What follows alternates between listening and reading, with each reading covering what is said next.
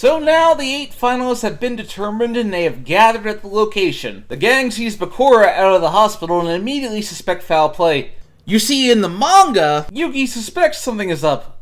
Unlike the anime where everybody seems to be an idiot. I can't believe we're expected to believe all this. And yet apparently we do. God, we're stupid. This must be what it feels like to be Tristan. Not sure if this was in the anime, but Merrick has control over Anzu and normal Bakura. This serves to set up that they deflect their suspicions of Namo being Merrick over the Rishid, Odeon in English. The location of the finals is on a blimp, and they will battle 1,000 feet into the air. Kaiba's got a sense of style, I suppose. Everyone says their motives. It also highlights how Yugi feels like a supporting protagonist in his manga, which, to be fair, he is stepping out of his other self's shadow. The final duelist appears. It's obviously Ishizu. Jonouchi starts to get a little hyped up, but Kaiba proceeds to again be a jerk, as expected. Kaiba tells Yugi that he will have to use his God card in the finals, and the two Yugis do seem to agree with that. The matches are determined. First up will be Yugi versus Bakura, and Dark Bakura wastes no time in revealing himself, which Dark Yugi suspected. Takahashi is setting up key plot elements for the next arc, such as Dark Bakura wanting Yugi to open the Dark Door. At first, Dark Bakura seems like a weak duelist, but intentionally is playing so he can lure Yugi into complacency.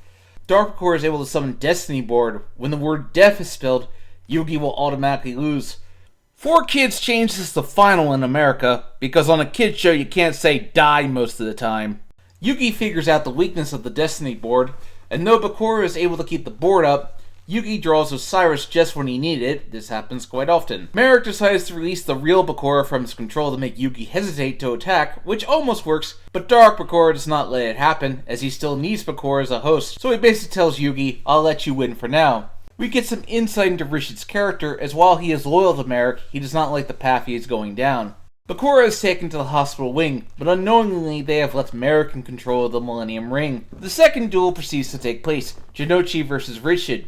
Jonouchi believes this is Merrick he's dueling, but he's fighting for revenge. But of course we have to start things off with a typical done Jonouchi moment. It's getting a little tiring, to be honest. Jonouchi does pretty badly, but he's able to start mounting a comeback with Jinzo. Merrick wants Rishid to play Ra, but Rishid is reluctant to do so, as only those chosen by the Pharaoh can wield the God cards.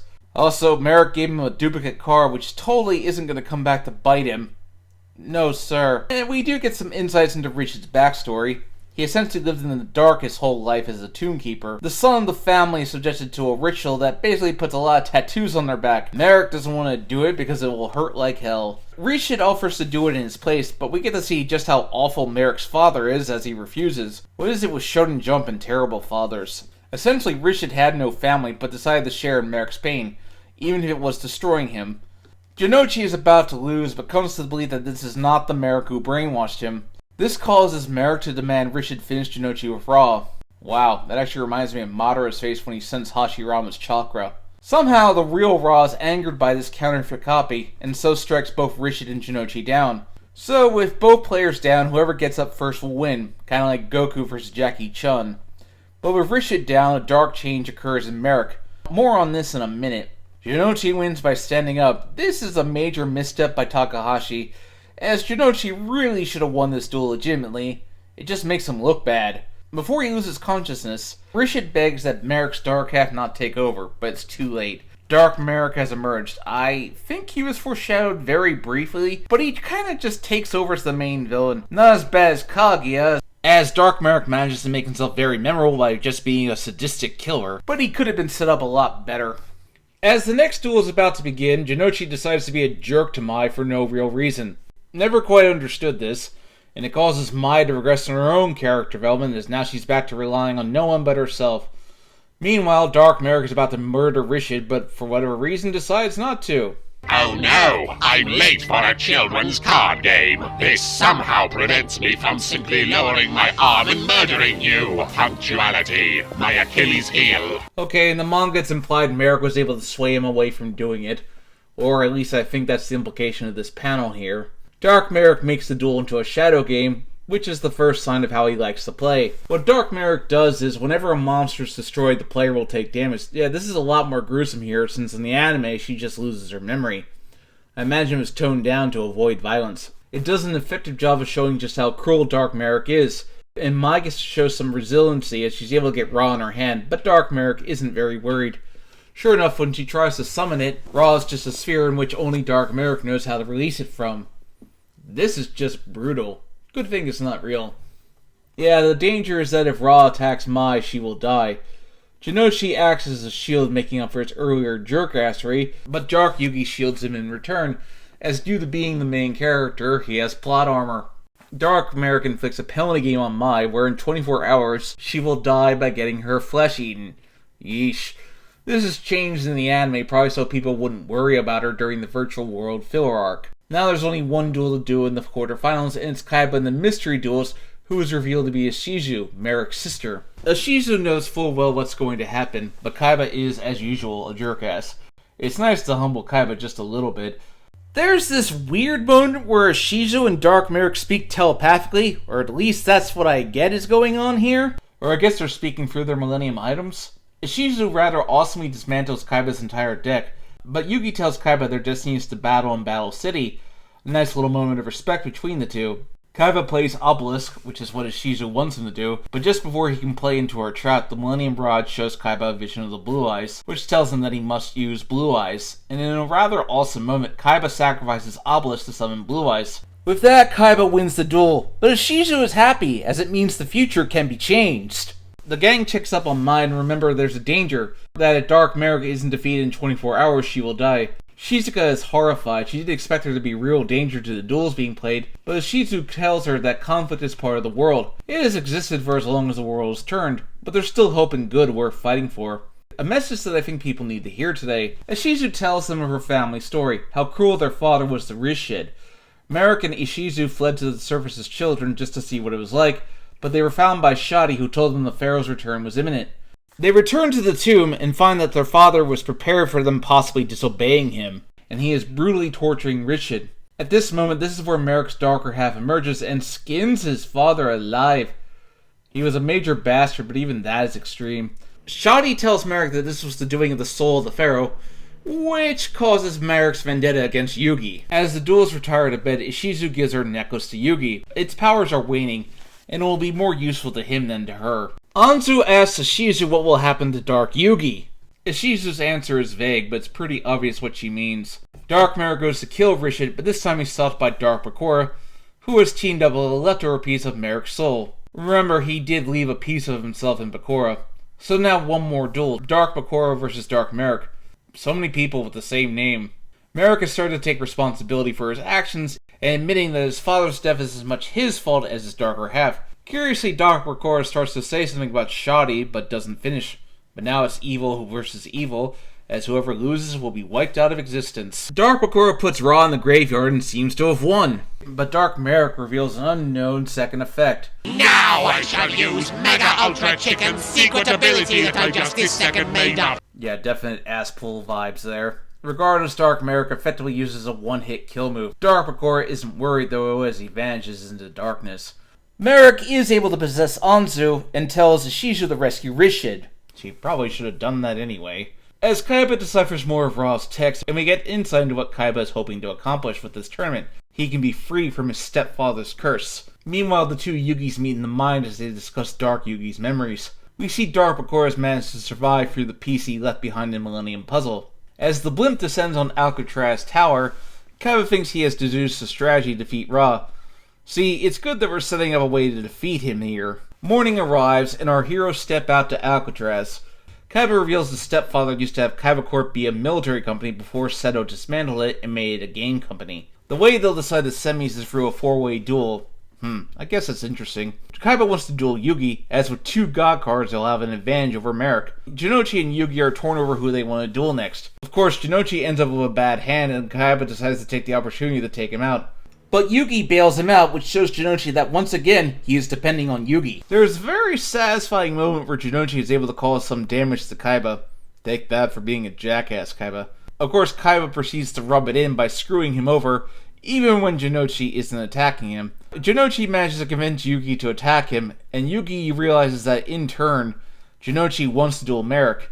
And while Jonouchi is able to turn the tables on Dark Merrick, the result is indeed Merrick versus Jonouchi, and then Yugi versus Kaiba. One minor difference I'll point out is that while the manga has Shizuka be the one watching the duels while Otogi looks after Mai, in the anime it's the other way around. An odd change, as I think it's important that Shizuka be there to witness her brother's character growth. Kaiba tells Yugi and Jonouchi that he might develop a strategy to defeat Merrick, but Yugi points out rather boastfully that his one mistake is that he has to face him. Dark Merrick prepares a vicious shadow game, but Jonouchi is determined to take him on. Dark Merrick's combo is just meant to make his opponents suffer as much as they possibly can. Jonouchi is able to show his growth as he matches Merrick move for move, eventually forcing Merrick to summon his God card. As Merrick prepares to make the killing move, Kaiba actually acknowledges Jonouchi with respect for once. Merrick intends to reduce Jonouchi to nothing, and the attack is devastating. But despite that, Jonouchi survives, much to the amazement of everyone. This is what it's all about. All he has to do is play a monster, and he wins. But unfortunately, he's not the main character of the manga, so he has to feign before he can call an attack, and now it looks like Jonouchi is dead. As his friends and sister cry in despair, Kaiba says to himself that he acknowledges Jonouchi as a true duelist, and his efforts didn't go to waste, as he now knows the key to defeating Ra. Dark Yugi is finally broken. This tournament may have cost him his best friend. All that's left is his hatred for Merrick. But the talent grants him a vision of the future, which shows him dueling Jonouchi, and with that he decides to fight on. Now the duel everyone's been waiting for, Yugi and Kaiba's rematch. Kaiba is still dead set in his ways. All that matters is the duel. But Yugi believes in finding himself. Kaiba even goes as far as to make a hologram of a battlefield, just to make it grander. Must be nice to have unlimited pockets. This is one of my favorite duels in the whole series because I can best describe it as counter after counter. The artwork when Yugi summons Osiris is really impressive. Soon enough, it's God card versus God card. The clash of the gods is quick as they both destroy each other, but the clash causes Yugi and Kaiba to see the past, which is their past selves dueling in ancient Egypt. This was a plot point that Takahashi wasn't able to fully flesh out, unfortunately. Effectively, this is the culmination of the battle that began 3,000 years ago, and after their god cards are gone, they're back to their usual cards, the Dark Magician and the Blue Eyes White Dragon. As the battle goes on, Yugi is able to destroy one of the Blue Eyes with Jonouchi's Red Eyes, which gives Jonouchi a victory over Kaiba, and this causes Jonouchi to wake up as Kaiba brings the duel down to its final 3 turns. The heroes set out to cheer for Yugi. Kaiba is able to fuse the 3 Blue Eyes into the Blue Eyes Ultimate Dragon. Kaiba tells Yugi that he will bury the past, which even Mokuba takes some issue with, as Kaiba used to smile back then. Yugi responds to Kaiba by saying that he won't win with anger and hatred. Now it's down to Dark Paladin versus Blue Eyes Ultimate Dragon. But once again, Yugi dismantles Kaiba's strategy, and even though he only needs to take out one dragon, he destroys all 3, further shattering Kaiba's ego. Kaiba is aghast. He lost the tournament when everything was set up for him to be the ultimate champion. You're not the main character, Kaiba. That's why you lost. You're the rival. Although he does give Yugi Obelisk rather reluctantly. Now the stage is set for Yugi versus Merrick in the finals. Kaiba doesn't care. This was his tournament and he's out now. Ishizu reasons with Kaiba, pointing out that the priest on the inscriptions, who was Seto's past self. Mokuba even points out that he agrees with Yugi that Kaiba has become enamored with hatred, and this seems to sink in. Kaiba does give Yugi the card that can defeat Ra, but only because he's sure Yugi will lose. At long last, though, the finals begin. Dark Yugi versus Dark Merrick. Once again, Dark Merrick makes it a shadow game. Only this time when their monsters are destroyed, it is the person's other self who will be damaged. Soon enough, it becomes Osiris versus Ra, but Dark Merrick is able to take the upper hand. But through the pull it out of my butt move, Yugi draws the key card he needs. Dark Merrick fuses with Ra, but since he's about to destroy his own life point, Dark Merrick uses diffusion to unseparate from Ra. No. I don't think that's right. No worries, Yugi summons Obelisk to the field.